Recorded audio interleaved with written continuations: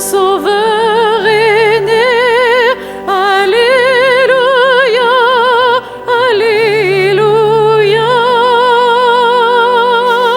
Dieu est venu chez nous. Alléluia,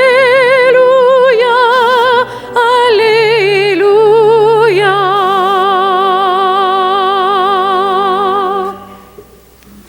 Le Seigneur soit avec vous. Évangile de Jésus-Christ selon saint Matthieu. Après le départ des mages, voici que l'ange du Seigneur apparaît en songe à Joseph et lui dit : « Lève-toi, prends l'enfant et sa mère et fuis en Égypte, et demeure-y jusqu'à ce que je t'avertisse. Car Hérode va chercher l'enfant pour le faire périr. » Joseph se leva et, dans la nuit, prit l'enfant et sa mère, et il se rendit en Égypte. Il y demeura jusqu'à la mort d'Hérode. Ainsi s'accomplit la parole dite par le prophète : « D'Égypte, j'ai appelé mon fils. » Après la mort d'Hérode, voici que l'ange du Seigneur apparaît encore en songe à Joseph et lui dit : « Lève-toi et pars pour le pays d'Israël, car ils sont morts ceux qui en voulaient à la vie de l'enfant. » Joseph se leva, prit l'enfant et sa mère, et il partit pour Israël. Mais apprenant qu'Archélaüs siégeait sur le trône de Judée à la place de son père, il eut peur d'y rester. Averti en songe, il se rendit dans la région de Galilée et il s'installa dans la ville de Nazareth afin que s'accomplît la parole du Seigneur. Il sera appelé Nazaréen. Acclamons la parole de Dieu.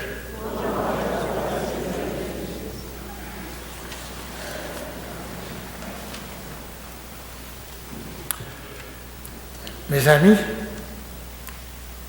la fête de la Sainte Famille, c'est une fête aux origines québécoises, instituée par Monseigneur de Laval, qui voulait un peu contrecarrer les méfaits le fait que les pères de famille parfois devaient partir de chez eux pour aller courir les bois dans l'Ouest, avec certaines conséquences que ça avait pour la famille. Et un siècle plus tard, c'est devenu une fête universelle. La dévotion existait avant, mais la fête comme telle n'existait pas. Se rendre compte que nous faisons partie d'une famille, c'est comme naturel pour un enfant. On apprend ça, on ne sait même pas, on ne le remarque pas, c'est normal. Les papas, maman, les frères, les sœurs. Et c'est une communauté de destin. Ça me tente de vous partager un événement familial. Ça m'a fait réaliser vraiment que je faisais partie de la famille et qu'en même temps, on s'en rend compte lorsqu'elle n'est plus là. À l'âge de 12 ans, on devait s'absenter longtemps dans le temps, surtout lorsqu'on demeurait à la campagne pour faire son cours secondaire, le compléter. Et donc, me voilà sur le quai de la gare, partant pour le petit séminaire. Mon père, ma mère et ceux qui restaient étaient là, mes deux petits frères étaient présents. Moi, j'étais tout fier de commencer une nouvelle aventure. Et je me questionnais un peu sur la petite larme que ma mère avait dans le coin de l'œil. Et je suis parti pour la grande aventure. 2 jours après, dans mon exil, je partageais un peu et plus la petite larme de ma mère. Alors, je réalisais ce que c'était. Je réalisais pourquoi mon père m'avait serré si fort la main en partant. Il n'y avait pas juste le petit gars qui était parti. Il y avait un événement irréversible.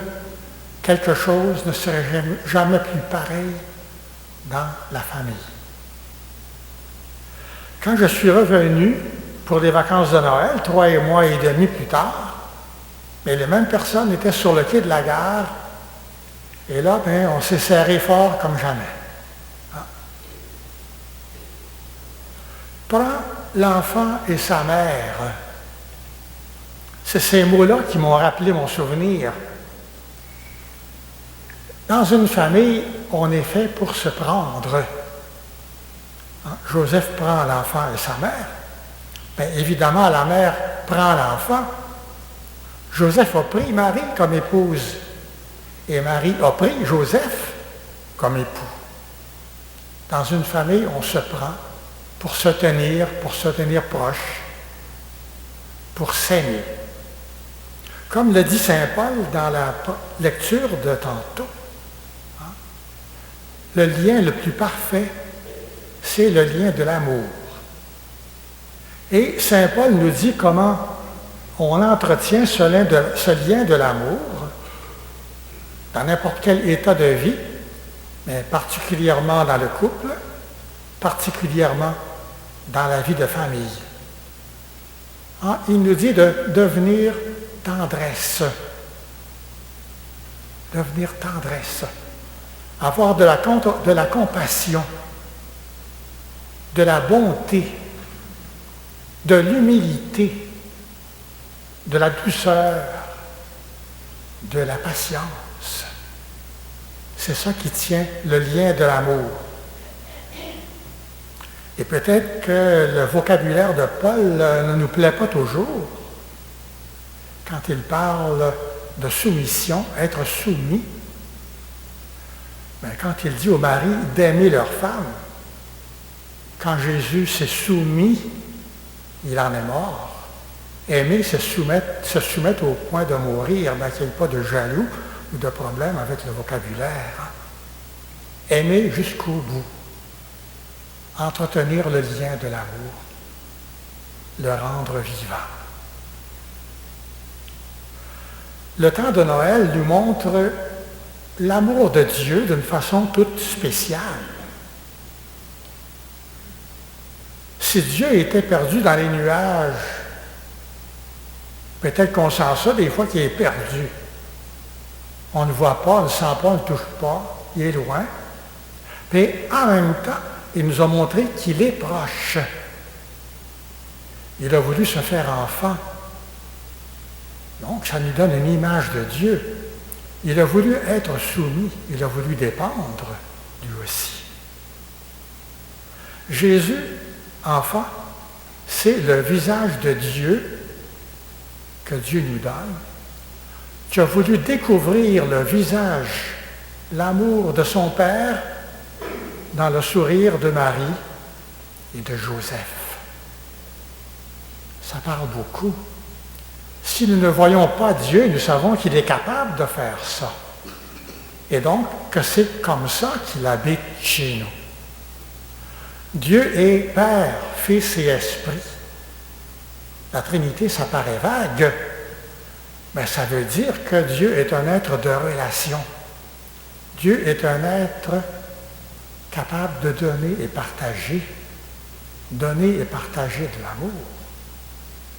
Alors, c'est quelque chose. Dieu, c'est essentiellement quelqu'un de familial. C'est extraordinaire lorsqu'on y pense. Ces valeurs que nous sommes appelés à faire grandir, à partager. Ça m'a frappé dans l'Évangile. 4 fois, les mots sont là, sous 2 formes. Prends l'enfant et sa mère, c'est dit 2 fois. Et Joseph prit l'enfant et sa mère. Savoir nous prendre, savoir nous tenir, savoir garder les liens de l'amour. Ce n'est pas une nouvelle pour personne, et on le découvre parfois douloureusement, surtout dans le temps des fêtes, que les temps sont durs pour la famille. Il y a eu des drames familiaux au cours des dernières semaines qui nous frappent particulièrement. On n'a pas de réponse. On veut pas et on ne peut pas juger. Quel grand mystère. Quel grand mystère. D'ailleurs, nous connaissons tous des familles, et même la nôtre peut être affectée de séparation, de division, de problèmes, difficiles à vivre durant le temps des fêtes. On connaît des gens qui vivent l'isolement, peut-être que nous le sommes nous-mêmes. C'est plus difficile dans le temps de Noël, un temps de fraternité. Il y a toutes ces personnes déplacées, exilées, réfugiées, qui prennent l'enfant et la mère qui des fois ne savent pas trop où aller.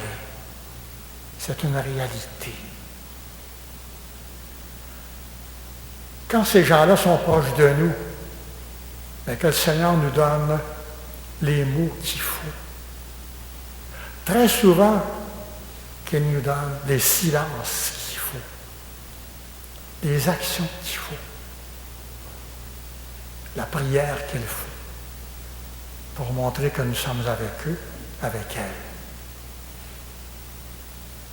Mes amis, remercions le Seigneur de nous donner une image familiale de lui-même et que la Sainte Famille, Jésus, Marie et Joseph accompagnent toutes nos familles, qu'ils nous aident à grandir et à aimer, parce qu'une famille, c'est une réalité qui est toujours en route, une réalité qui a toujours à grandir dans la foi, l'espérance, l'amour, l'humilité, la douceur, la patience. Qu'il nous aide à garder ce lien le plus parfait, le lien de l'amour. Amen.